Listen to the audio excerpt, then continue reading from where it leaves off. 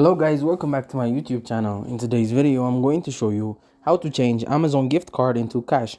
So it's quite not possible to redeem Amazon gift card for cash. You can use the gift card to get discounts on Amazon sometimes. You can also get things for free by using the gift cards. If you want to redeem a physical Amazon gift card, find the claim code on the back and enter it at redeem a gift card. So this actually means that you can get a physical Amazon gift card. However, you cannot exchange it for cash. You can search it up on Amazon official website or the app. It will show you no information about redeeming the card in exchange to money, and that's it. Thank you guys for watching this video. If this video was helpful, don't forget to like and subscribe to my YouTube channel.